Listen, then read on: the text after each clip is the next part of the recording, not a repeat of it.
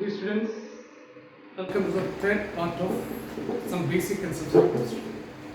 നമ്മളിവിടെ ആദ്യമായിട്ട് പഠിക്കുന്ന പോയിന്റ് അവഗാഡ്രോസ് ലോ എന്നുള്ള ലോയുടെ സ്റ്റേറ്റ്മെന്റ് ഇങ്ങനെയാണ്: equal volumes of all gases under the same conditions of temperature and pressure contains same number of molecules. എന്ന് പറഞ്ഞാൽ നമുക്ക് ഈ എക്സാമ്പിൾ പറഞ്ഞുകൊണ്ട് നമുക്ക് ആ ലോ എന്ന് എക്സ്പ്ലെയിൻ ചെയ്യാൻ നോക്കാം. ഇവിടെ നിങ്ങൾ നോക്കി, 3 കണ്ടെയ്നർ, അതിൻ്റെ നമ്മൾ എടുത്തു വെച്ചേക്കുന്ന ഗ്യാസസ് 3 ഡിഫറെൻ്റ് ആണ്: ഓക്സിജൻ, നൈട്രജൻ, ഹൈഡ്രജൻ. പക്ഷേ ഈ 3 കണ്ടെയ്നറിൻ്റെയും വോളിയം നമ്മളിപ്പം ഒന്നു തന്നെയാണ് ഉപയോഗിക്കുന്നത്. അതായത് 10 ലിറ്റർ ആണ് 3 കണ്ടെയ്നറിൻ്റെയും വോളിയം. അപ്പോൾ നമ്മുടെ ലോ പറയുന്ന ആ പോയിന്റ് ഒന്നുകൂടി ആലോചിക്കുക: equal volumes of all gases.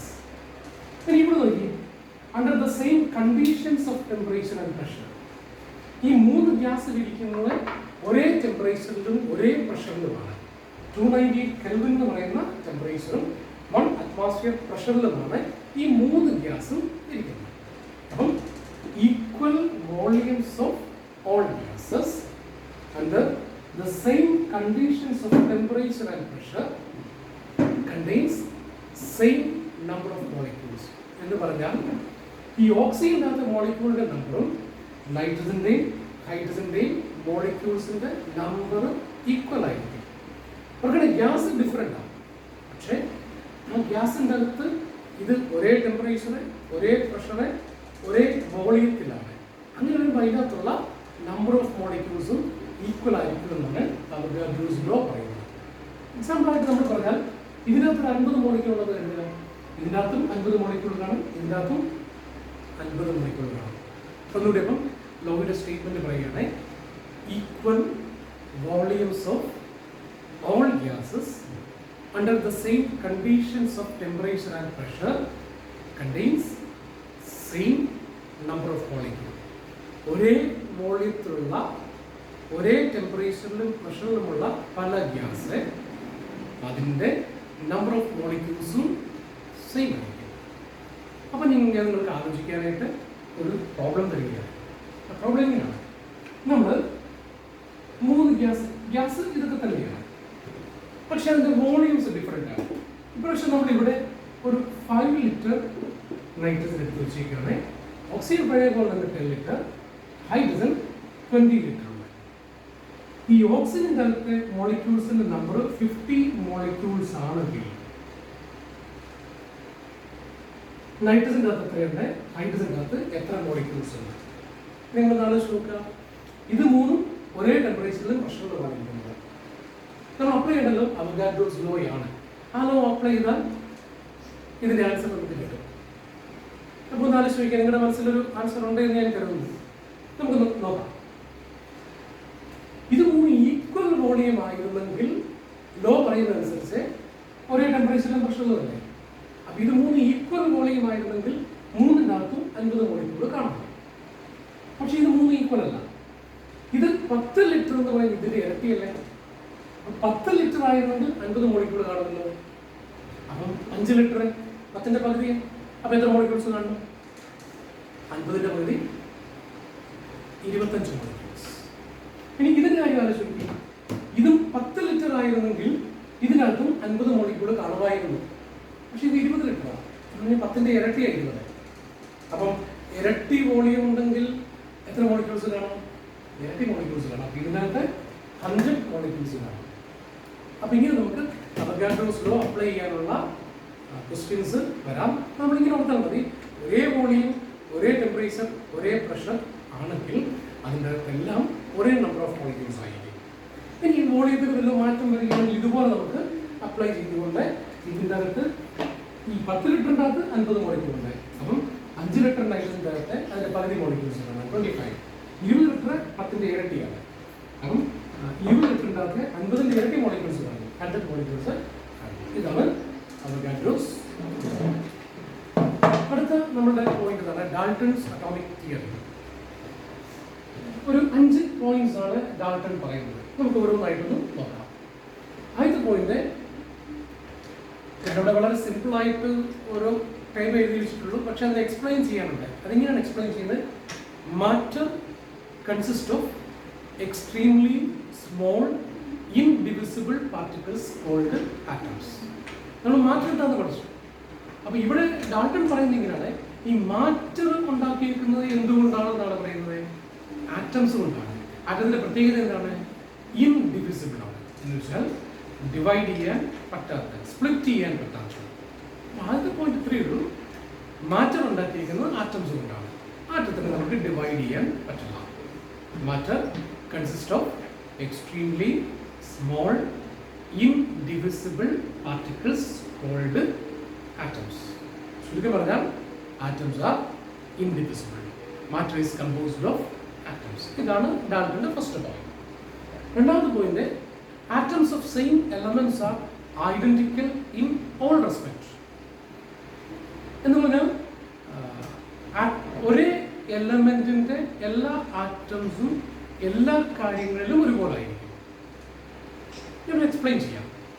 ഇപ്പം ഹൈഡ്രജൻ ആറ്റം, നിങ്ങൾക്ക് ഒരു കണ്ടെയ്നറിനകത്ത് നിറച്ച് ഹൈഡ്രജൻ ആറ്റം ഇരിക്കുക, ഇതാണ് ഇരിക്കും. ഇതിനകത്തെ എല്ലാ ഹൈഡ്രജൻ ആറ്റംസും ഒരുപോലെ ആയിരിക്കും, എല്ലാ കാര്യങ്ങളിലും അവർ ഒരുപോലെ ആയിരിക്കും. ഇതാണ് ഡാൾട്ടൺ പറയുന്നത്. ഒന്നിന് പറയാം atoms of same elements R identical in all respect. അതിൻ്റെ അറ്റോമിക് മാസ് ഒരുപോലെ ആയിരിക്കണം, അറ്റോമിക് നമ്പർ ഒരുപോലെ ആയിരിക്കണം. അങ്ങനെ എല്ലാ കാര്യങ്ങളിലും ഒരേ എലമെന്റിന്റെ എല്ലാ ആറ്റംസും ഒരുപോലെ ആയിരിക്കും. അതിന്റെ കൂടെ തന്നെ സെക്കൻഡ് പോയിന്റ് പറയുന്ന വേറൊരു കാര്യമുണ്ട്, atoms of different elements are different in all respect. Example ആയിട്ട് നമ്മൾ ഹൈഡ്രജനും കാർബണും എടുക്കുകയാണ്. നോക്കി, ഇത് അതിന്റെ അറ്റോമിക് നമ്പറാണ്. അപ്പൊ ഹൈഡ്രജന്റെ അറ്റോമിക് നമ്പർ 1 ആണ്, കാർബണിന്റെ അറ്റോമിക് നമ്പർ 6 ആണ്. ഹൈഡ്രജന്റെ ഈ മേളിൽ കാണുന്ന റൈറ്റ് സൈഡിൽ കാണുന്ന അറ്റോമിക് മാസ് എന്ന് പറയും, നമ്മൾ പഠിക്കുന്നുണ്ട്, അത് 1 ആണ്. കാർബണിന്റെ 12 ആണ്. അപ്പൊ നോക്കി, ഇത് രണ്ട് ഡിഫറെന്റ് എലമെന്റ്സ് ആണ്. ഒന്ന് കാർബൺ ആണ്, മറ്റേത് ഹൈഡ്രജൻ ആണ്. അപ്പൊ അവരുടെ എല്ലാ കാര്യങ്ങളിലും ഡിഫറൻസ് ഉണ്ട്. അറ്റോമിക് നമ്പർ ഡിഫറെന്റ് ആണ്, അറ്റോമിക് മാസ് ഡിഫറെന്റ് ആണ്. അങ്ങനെ എല്ലാ കാര്യങ്ങളിലും ഡിഫറെന്റ് എലമെന്റ് ആണെങ്കിൽ അവർക്ക് ഡിഫറൻസ് കാണുമെന്നാണ് ഡാൾട്ടൺ രണ്ടാമത്തെ പോയിന്റിലൂടെ പറയുന്നത്. അപ്പം സെയിം എലമെന്റ് ആണെങ്കിൽ എല്ലാ കാര്യങ്ങളും സെയിം ആയിരിക്കും, ഡിഫറെന്റ് എലമെന്റ് ആണെങ്കിൽ എല്ലാ കാര്യങ്ങളിലും അവർ ഡിഫറൻസ് കാണിക്കും.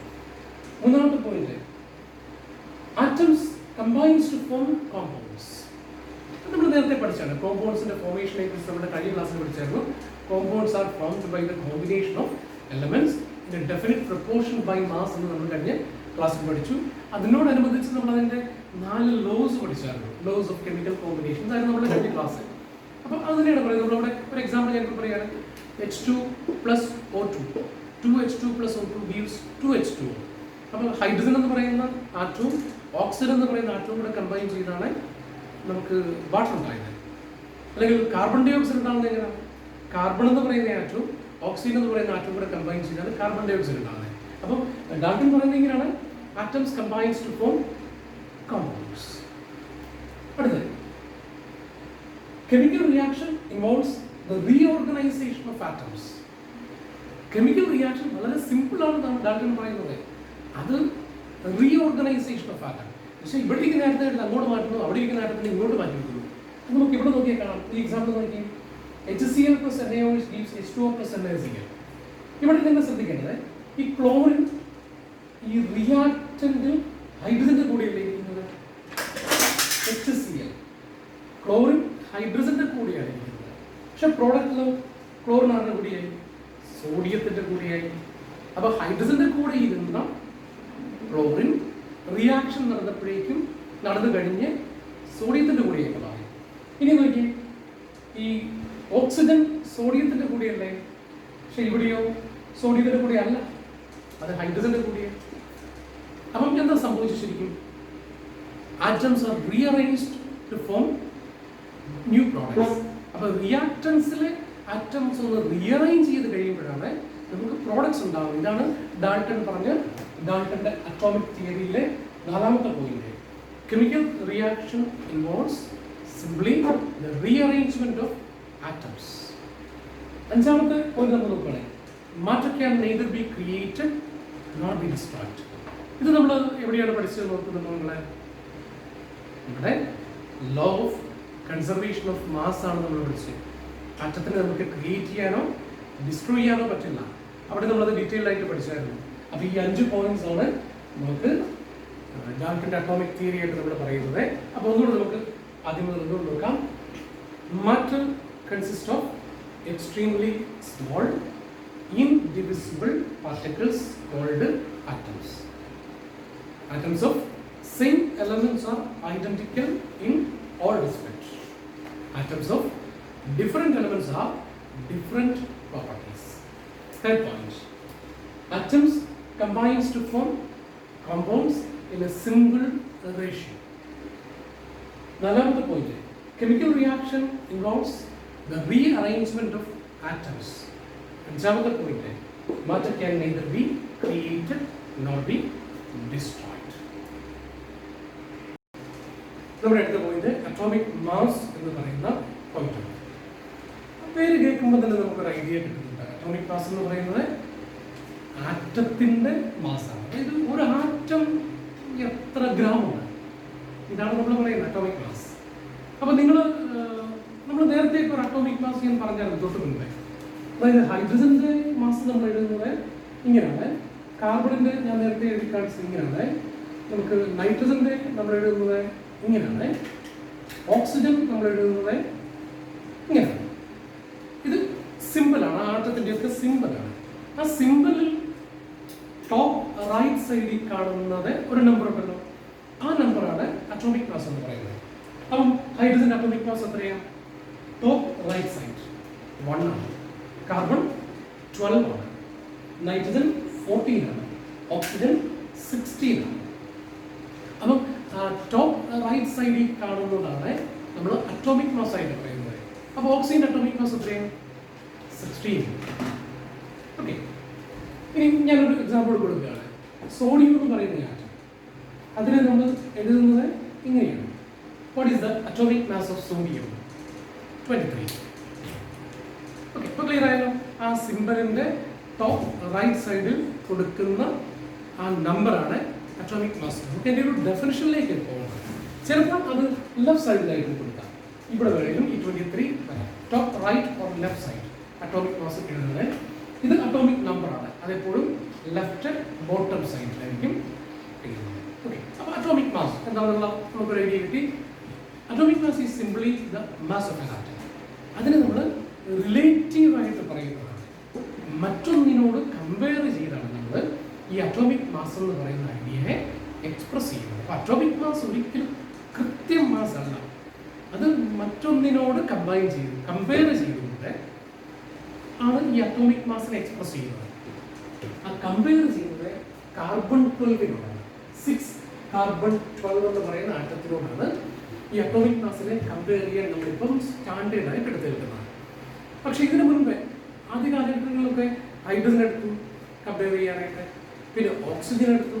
അതിനുശേഷം ഇപ്പോഴാണ് നമ്മൾ കാർബൺ 12 എന്ന് പറയുന്ന ആറ്റം എടുത്തുകൊണ്ട് അതിനോട് കമ്പയർ ചെയ്ത് മറ്റ് എല്ലാ ആറ്റത്തിൻ്റെയും അറ്റോമിക് മാസിനെ എക്സ്പ്രസ് ചെയ്യുന്നത്. ഓക്കെ, അപ്പോൾ നമുക്ക് ഈ കാർബൺ 12ന്റെ അറ്റോമിക് മാസ് 12 AMU ആണ്. ഇതുകൊണ്ട് ഈ 12 റൈറ്റ് ടോപ്പിൽ കാണുന്ന ഈ നമ്പർ 12 AMU അതോട് ചേർത്താണ് നമ്മൾ പറയുന്നത്. അപ്പം നൈട്രജന്റെ അറ്റോമിക് മാസ് എത്രയായിരിക്കണം? 14 AMU. ഓക്സിജന്റെ 16 AMU എന്നാണ് പറയുന്നത്. ഈ AMU എന്താണെന്ന് ഇവിടെ ഉദ്ദേശിക്കുന്നത് അറ്റോമിക് മാസ്. അതിന്റെ ഷോർട്ട് ഫോം ആണ് AMU. Atomic mass unit. AMUവിന്റെ ഡെഫിനിഷൻ ഇതാണ്: 1/12 the mass of a carbon 12 atom.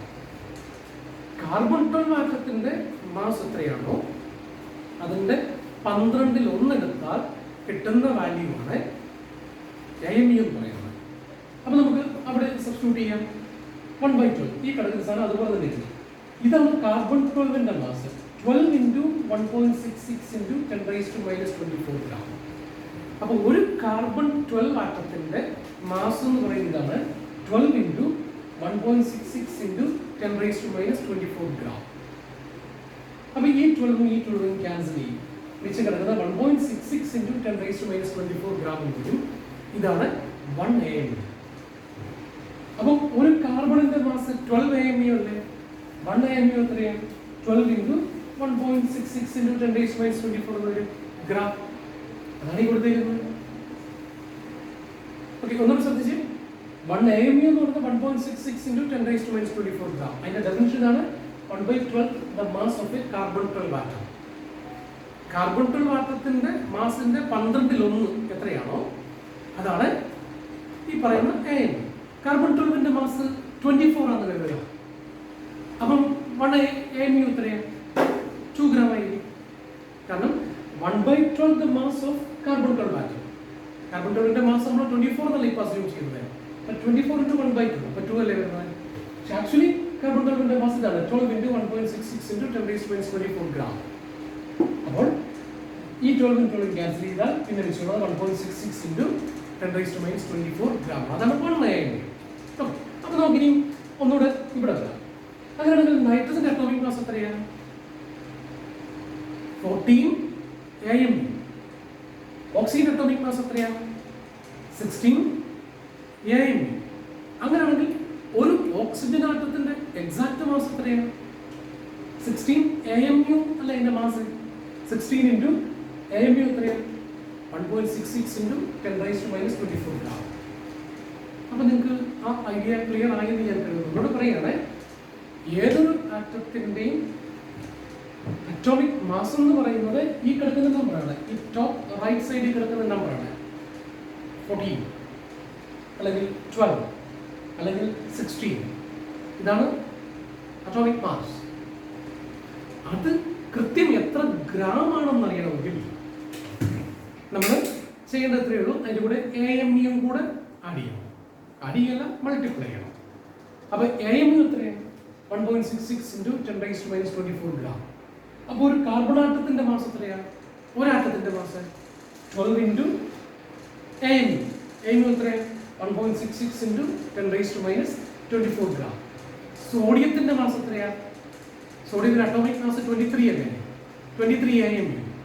23 into 1.66 into 10⁻24 gram.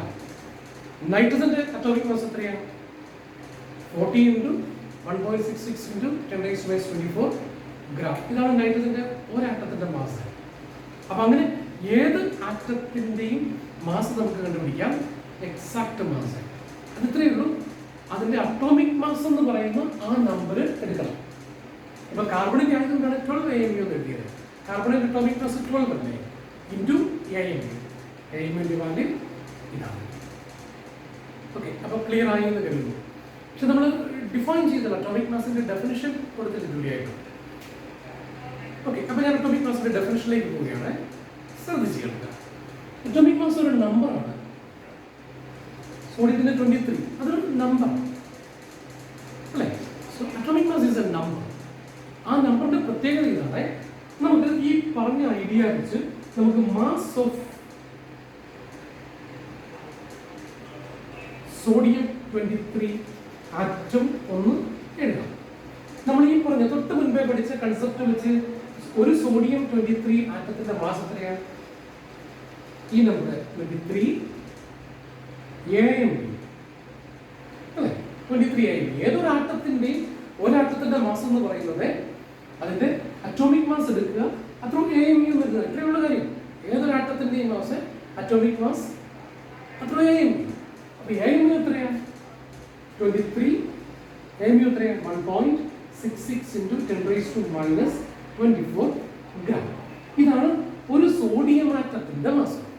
അപ്പൊ ഇതുപോലെ മറ്റാറ്റത്തിന്റെയും മാസുകൾ നിങ്ങൾക്ക് എഴുതാൻ അറിയാമല്ലോ. അതിന്റെ അറ്റോമിക് മാസ് എന്ന് പറഞ്ഞ് ഈ മെറി കിടക്കുന്ന നമ്പർ എടുക്കുക, അതിനെ AMU കൊണ്ട് മൾട്ടിപ്ലൈ ചെയ്താൽ ആ ആറ്റത്തിന്റെ മാസായി. വളരെ സിമ്പിൾ ആയിട്ടുള്ള ഒരു കാര്യമാണ്. ഒരു ആറ്റത്തിന്റെ മാസ് കിട്ടണമെങ്കിൽ അറ്റോമിക് മാസ് എടുക്കുക, അതിനെ ഇൻറ്റു AMU എടുക്കുക. ഓക്കെ, അപ്പോൾ സോഡിയം ആറ്റത്തിന്റെ മാസ് ആണ് 23 into 1.66 into 10⁻24 ഗ്രാം. പക്ഷെ സോഡിയത്തിന്റെ അറ്റോമിക് മാസ് എത്രയാണ്? അത് നമ്മൾ ജസ്റ്റ് 23 എന്നല്ലേ പറയാറുള്ളൂ. അപ്പൊ ശ്രദ്ധിച്ചു കേട്ടോ. Atomic mass is defined as A number. ഇതാണ് ആ നമ്പർ 23. സോഡിയത്തിന്റെ കേസിൽ 23 ആണ്. കാർബണിന്റെ കേസിൽ 12 ആണ്. ഓക്സിജന്റെ കേസിൽ 16 ആണ്. അപ്പൊ അതൊരു നമ്പറാണ്, ജസ്റ്റ് ഒരു നമ്പറാണ്. ആ നമ്പറിന്റെ പ്രത്യേകത പ്രത്യേകത which expresses how many times the given atom is heavier than 1/12 the mass of a carbon 12 atom. അതായത് നമ്മുടെ ഈ ഒരു സോഡിയം ആറ്റത്തിന്റെ എക്സാക്ട് മാസ് അതായത് 1/12 the mass of a carbon 12 അതായത് AMU അതിനേക്കാളും എത്ര ഇരട്ടിയാണ് എന്ന് കാണിക്കുന്ന ഒരു നമ്പറാണ് അറ്റോമിക് മാസ്. എന്നിട്ട് പറയാം, ഇംഗ്ലീഷിൽ ആദ്യമേ പറയുന്നു, atomic mass is defined as a number which expresses how many times the given atom is heavier than 1/12 the mass of a carbon 12 atom. അതായത് അറ്റോമിക് മാസ് എന്ന് പറയുന്നത് വെറും ഒരു നമ്പറാണ്.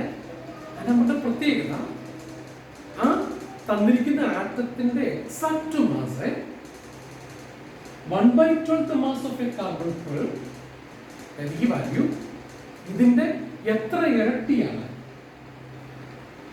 സോഡിയത്തിന്റെ മാസ് ഈ വാല്യൂവിന്റെ 23 ഇരട്ടിയല്ലേ. അതുകൊണ്ട് 23 എന്ന് പറയുന്നത് സോഡിയത്തിന്റെ അറ്റോമിക് മാസ് ആയിട്ടുണ്ട്. കാർബണിന്റെ അറ്റോമിക് മാസ് 12 AMU അല്ലേ. AMU എന്ന് പറയുന്നതല്ലേ. അപ്പൊ ഇതിന്റെ 12 ടൈംസ് അല്ലേ കാർബണിന്റെ atomic mass, sorry exact mass. അതുകൊണ്ട് കാർബണിന്റെ അറ്റോമിക് മാസ് എത്രയാണ്? 12. അപ്പോൾ ഒരു ആറ്റത്തിന്റെ എക്സാക്ട് മാസ് എത്രയാണോ ആ മാസ് നമ്മൾ എഴുതി വെക്കുക. ഞാനൊരു എക്സാമ്പിളോടെ കൊടുക്കുകയാണ്. യുറേനിയം എന്ന് പറയുന്ന atom mass of 92 uranium 235 atom. അപ്പൊ നിങ്ങൾ നോക്കി ഇതിന്റെ അറ്റോമിക് മാസ് എത്രയാണ്? ടോപ്പ് റൈറ്റ് സൈഡിൽ കിടക്കുന്നത് 235. അറ്റോമിക് നമ്പർ എത്രയാണ്? ലെഫ്റ്റ് ബോട്ടം സൈഡിൽ കിടക്കുന്നത് 92. അപ്പൊ ഈ യുറേനിയത്തിന്റെ എക്സാക്ട് ഒരു ആറ്റത്തിന്റെ എക്സാക്ട് മാസ് എത്രയായിരിക്കണം? ഈ അറ്റോമിക് മാസ് എത്രയാണോ അത്രയും AMU 235 അതാണ് അതിന്റെ അറ്റോമിക് മാസ്. 235 AMU.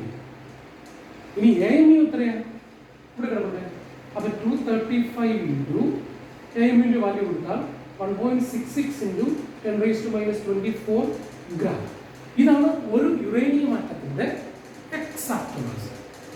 ഇനി നമ്മൾ യുറേനിയത്തിന്റെ അറ്റോമിക് മാസിനെ ഒന്ന് കണ്ടുപിടിക്കാൻ പോവാണ്. യുറേനിയത്തിന്റെ ഒരു ആറ്റത്തിന്റെ mass 1/12 mass of a carbon 12. ഈ നമ്പർ ഇതിന്റെ എത്ര ഇരട്ടിയാണ്? 235 ടൈംസ് അല്ലേ. So 235 is taken as the atomic mass of uranium. ഇനി എന്തുകൊണ്ടാണ് ഈ 1/12 the mass of a carbon 12 എന്നൊക്കെ പറഞ്ഞു വന്നത്? അതാണ് ഞാൻ തുടക്കത്തിൽ പറഞ്ഞത്. Carbon 12 is taken as the standard for calculating atomic mass. ക്ലിയറായല്ലോ? ഇതാണ് അറ്റോമിക് മാസ്. ഒന്നുകൂടി ഞാൻ പറയുകയാണ്. അറ്റോമിക് മാസ് എന്ന് പറയുന്നത് നമ്മൾ ഏറ്റവും സിമ്പിൾ ആയിട്ട് നമുക്ക് ഇങ്ങനെ കൊടുക്കാൻ പറ്റും. ഈ റെപ്രസെന്റേഷനിലെ ടോപ്പ് റൈറ്റ് സൈഡിൽ കിടക്കുന്ന നമ്പറാണ് അറ്റോമിക് മാസ്. സോഡിയം നോക്കിയിട്ട് 23, യുറേനിയം നോക്കി 235. അപ്പൊ അങ്ങനെ ഒരു ആറ്റത്തിന്റെ സിമ്പിൾ വരുമ്പോൾ അതിന്റെ ടോപ്പ് റൈറ്റ് സൈഡിൽ കിടക്കുന്ന ആ നമ്പറാണ് അറ്റോമിക് മാസ് ആയി കിടക്കുന്നത്. അപ്പൊ അത് അതിന്റെ ഏറ്റവും സിമ്പിൾ ആയിട്ടുള്ള ഒരു പോയിന്റ് ആണ് നമ്മൾ പറഞ്ഞത്. ഇനി നമ്മളൊരു പുതിയ പോയിന്റ് പഠിക്കുകയാണ്, അറ്റോമിക് മാസ് യൂണിറ്റ്. അതിന്റെ ഡെഫിനിഷൻ ഇതാണ് 1/12 the mass of a carbon 12 atom. അതാണ് നമ്മൾ ഈ കാൽക്കുലേറ്റ് ചെയ്യുന്നത്. 1/12 mass of a carbon 12 atom. 1/12 into carbon 12 ആറ്റത്തിന്റെ മാസ് എത്രയാണ്? 12 into 1.66 into 10⁻⁻24 ഗ്രാം. അപ്പൊ അവിടെ നമുക്കൊരു പുതിയ ഐഡിയ നമ്മൾ പഠിച്ചു കഴിഞ്ഞു. ഞാൻ ഒന്നുകൂടി പറയുകയാണ്. ഒരു ആറ്റത്തിന്റെ എക്സാക്ട് മാസ് നമുക്ക് എത്രയായിരിക്കണം? അതിന്റെ അറ്റോമിക് മാസ് എത്രയാണോ 235 ആണ് യുറേനിയത്തിന്റെ, അത്ര AMU. സോഡിയത്തിന്റെ നോക്കി 23 AMU. കാരണം സോഡിയത്തിന്റെ അറ്റോമിക് മാസ് 23 ആണ്. അപ്പൊ എത്രയാണോ അറ്റോമിക് മാസ് അത്രയും AMU എന്നെടുത്താൽ അതാണ് ആ ഒരു ആറ്റത്തിന്റെ മാസ്. AMUന്റെ വാല്യൂ ഇവിടെയുണ്ട്, അത് നമ്മൾ കൊടുക്കുന്നു. ഈ രണ്ട് കേസിൽ അപ്പോൾ ഒരാറ്റത്തിന്റെ മാസ് ഏതിന്റെയും കാൽക്കുലേറ്റ് ചെയ്യാം. Atomic mass of that atom into AMU. ഇതാണ് ഒരു ആറ്റത്തിന്റെ മാസ് കാൽക്കുലേറ്റ് ചെയ്യാൻ ഏറ്റവും എളുപ്പമാണ്. ഇനി നമുക്ക് അടുത്ത പറയാനുള്ളത് നമുക്ക് അറ്റോമിക് മാസിന്റെ ഡെഫിനിഷൻ ആണ്. It is defined as A number which expresses how many times the given atom is heavier than 1/12 the mass of a carbon-12 atom. നമ്മുടെ അടുത്ത പോയിട്ട് ആവറേജ് അറ്റോമിക് മാസ്. അപ്പോൾ അതിൻ്റെ ഒരു എക്സാമ്പിളാണ് ഞാനിപ്പോൾ ഈ പറയുന്നത്. ക്ലോറിൻ്റെ അറ്റോമിക് നമ്പർ എത്രയാണ്? 17 അറ്റോമിക് നമ്പർ. അറ്റോമിക് മാസ് എത്രയാണ്? 35.5. പക്ഷെ അങ്ങനെ ഒരു 35.5 അറ്റോമിക് മാസ് ഉള്ള ഒരു ക്ലോറിനാറ്റം ഇല്ല, വേറെ ആറ്റമേ ഇല്ല. ഉള്ള ക്ലോറിനാറ്റം ഇത് രണ്ടെണ്ണമാണ്. ക്ലോറിൻ 35 ഉണ്ട്, അറ്റോമിക് മാസ് 35 ഉണ്ട്, 37 ഉണ്ട്. 35.5 എന്ന് പറയുന്ന അറ്റോമിക് മാസ് ഉള്ള ക്ലോറിൻ ഇല്ല. അപ്പോൾ ഈ 35.5 എന്തായിരിക്കണം? ആവറേജ്. അതായത് നിങ്ങളുടെ ക്ലാസ്സിൽ നിങ്ങൾക്ക് ആവറേജ് മാസ് എടുക്കാൻ പറ്റിയല്ലേ? 50 കിലോഗ്രാമുള്ള 10 മിനിറ്റ്, 75 കിലോഗ്രാമുള്ള 25 മിനിറ്റ്. അപ്പോൾ നമ്മൾ എന്ത് ചെയ്യും? അതിൻ്റെ ആവറേജ് എടുക്കും. അതായത് 50 × 10 + 75 × 25 ഡിവൈഡഡ് ബൈ 35. അങ്ങനെയല്ലേ നമ്മൾ ആവറേജ് എടുക്കുന്നത്? മാത്തമാറ്റിക്സ് നിങ്ങൾ പഠിച്ചിട്ടുണ്ട്. അതുപോലെ തന്നെ ഈ 35ഉം 37ഉം അറ്റോമിക് മാസ് ഉള്ള രണ്ട് ക്ലോറിൻ ആറ്റംസ് ഉണ്ട്. ഇത് രണ്ടും ക്ലോറിൻ എന്ന് പറയുന്ന ആ സാധനത്തിൽ അത് കാണും. അപ്പം നമ്മൾ ചെയ്യുന്നത് അതിൻ്റെ ആവറേജ് എടുത്തിട്ട് ആ ആവറേജ് എക്സ്പ്രസ് ചെയ്യുമ്പോൾ അങ്ങനെയാണ് ആവറേജ് അറ്റോമിക് മാസ് എന്ന് പറയുന്നത്. ആ ആവറേജ് എടുത്തപ്പോൾ കിട്ടിയ വാല്യൂ ആണ് 35.5. അല്ലാതെ അങ്ങനെ ഒരു ക്ലോറിൻ ആക്ച്വലി എക്സിസ്റ്റ് ചെയ്യുന്നേ ഇല്ല. ചിലപ്പോൾ നിങ്ങൾ നേരത്തെ പറഞ്ഞ 75 കിലോഗ്രാമും 50 കിലോഗ്രാമും വെയിറ്റ് ഉള്ള നമ്മുടെ സ്റ്റുഡൻസിൻ്റെ, നമ്മുടെ ക്ലാസ്സിലെ സ്റ്റുഡൻസിൻ്റെ ആവറേജ് എടുക്കുമ്പോൾ ചിലപ്പോൾ 58 എന്നായിരിക്കും കിട്ടുന്നത്. അങ്ങനത്തെ ഒരു വെയിറ്റുള്ള ഒരാളെ പോലും ചിലപ്പോൾ കണ്ടില്ലെന്ന് വരും. അപ്പോൾ അത് നമ്മുടെ ക്ലാസ്സിൻ്റെ ആവറേജ് ആണ് എന്ന് പറഞ്ഞതുപോലെയുള്ള അറ്റോമിക് മാസിൻ്റെ ആവറേജ് ആണ് നമ്മളിപ്പം പറയാൻ പോകുന്നത്. അപ്പോൾ അത് എങ്ങനെ കാൽക്കുലേറ്റ് ചെയ്യാം? അതിനുള്ള ഇക്വേഷൻ ആണ് ഈ കൊടുത്തിരിക്കുന്നത്. Average atomic mass is equal to Ra1 × Mn01 + Ra2 × Mn02 + etc. Divided by 100. എന്ന് പറഞ്ഞാൽ Ra എന്ന് പറയുന്നത് റിലേറ്റീവ് അബണ്ടൻസ്, Mn0 എന്ന് പറയുന്നത് മാസ് നമ്പറാണ്. അപ്പോൾ നമ്മൾ ഇതിനെ ഇങ്ങനെയാണ് വായിക്കുന്നത്: relative abundance of the first isotope into mass number of the first isotope plus relative abundance of the second isotope into mass number of the second isotope plus relative abundance of the third isotope into mass number of the third isotope plus etc. നമുക്ക് എത്ര isotope totally ഉണ്ടോ അത്ര എണ്ണത്തിൻ്റെ ഈ പറയുന്ന relative അബണ്ടൻസിൻ്റെ mass നമ്പറിൻ്റെ multiply ചെയ്തെടുക്കുന്ന വാല്യൂ അതെല്ലാം കൂടെ ആഡ് ചെയ്യണം. Divided by 100. നമ്മുടെ NCERT ടെക്സ്റ്റ് ബുക്കിൽ തന്നെ കിടക്കുന്ന ഒരു എക്സാമ്പിൾ ഞാനിപ്പോൾ ചെയ്യുന്നത്. കാർബൺ എന്ന് പറയുന്നതാണ്. അതിന് 3 ഐസോട്ടോപ്സ് ഉണ്ട്. കാർബൺ 12 ഉണ്ട്, കാർബൺ 13 ഉണ്ട്, കാർബൺ 14 ഉണ്ട്. അതായത് ഇങ്ങനെയാണ് അതിനെ എഴുതുന്നത്: കാർബൺ 12 അറ്റോമിക് മാസ് 12 ഉള്ള കാർബൺ, കാർബൺ 13 അറ്റോമിക് മാസ് 13 ഉള്ള കാർബൺ, കാർബൺ 14 അറ്റോമിക് മാസ് 14 ഉള്ള കാർബൺ. എല്ലാത്തിൻ്റെയും അറ്റോമിക് നമ്പർ 6 തന്നെയാണ്. അപ്പോൾ ഇവിടെ നോക്കി ഡിഫറെൻറ്റ് അറ്റോമിക് മാസ് ഉള്ള കാർബൺസ് ഒരുമിച്ച് കാണും. അപ്പോൾ അങ്ങനെ ഡിഫറെൻറ്റ് അറ്റോമിക് മാസ് ഉള്ള കാർബൺ ആണെങ്കിൽ നമ്മൾ അതിൻ്റെ ആവറേജ് അറ്റോമിക് മാസ് അല്ല എക്സ്പ്രസ് ചെയ്യേണ്ടത്. അപ്പോൾ ആവറേജ് എക്സ്പ്രസ് ചെയ്യാൻ ഇക്വേഷൻ ആയത് ഈ 12 എന്ന് പറയുന്ന അറ്റോമിക് മാസ് ഉള്ള കാർബണിൻ്റെ പെർസെൻറ്റേജ് റിലേറ്റീവ് അബണ്ടൻസ് 98.89 ആണ്.